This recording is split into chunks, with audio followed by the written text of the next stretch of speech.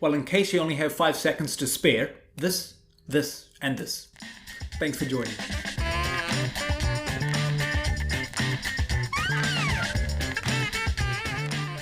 Well, today we're going to be talking about Hari Malaysia. What is Hari Malaysia?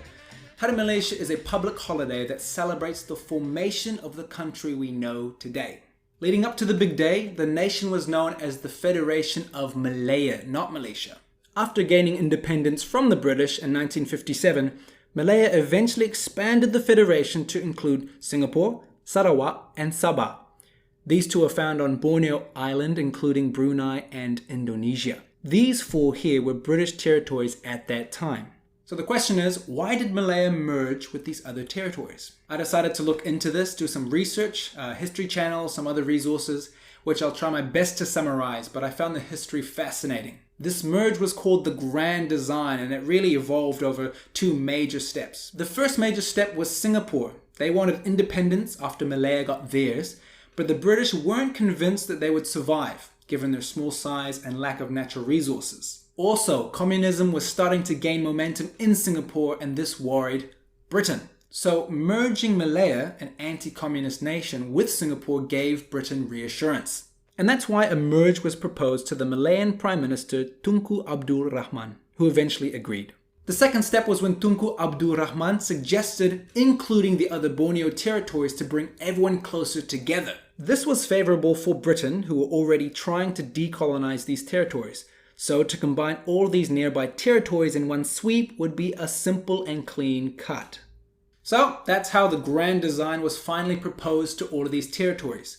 The New Zealand equivalent would be if the North Island and South Island were different territories and they were finally brought together as one country. So there's a lot of back and forth from the different territories, but it was just to make sure everyone's interests were heard and protected.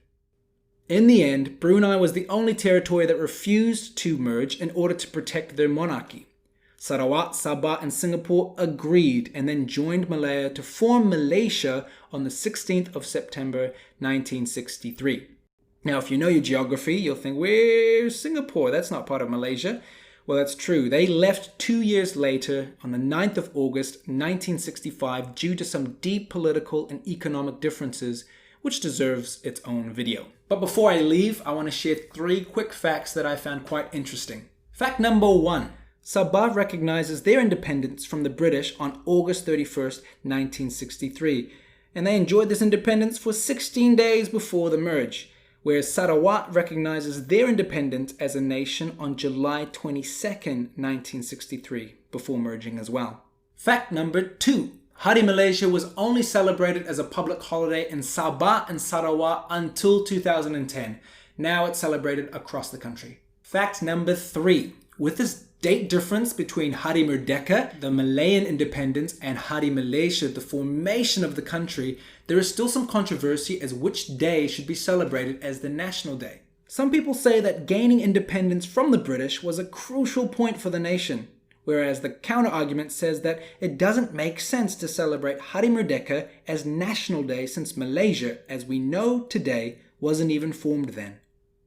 Now, it's not my place to say which group is correct, and I'm not sure it will be resolved soon. However, I think the majority of Malaysians keep quiet in fear that one of their precious public holidays might be taken away from them. No, don't do it! If you want to learn more about Malaysia and New Zealand, please remember to subscribe, and I'll see you in the next video.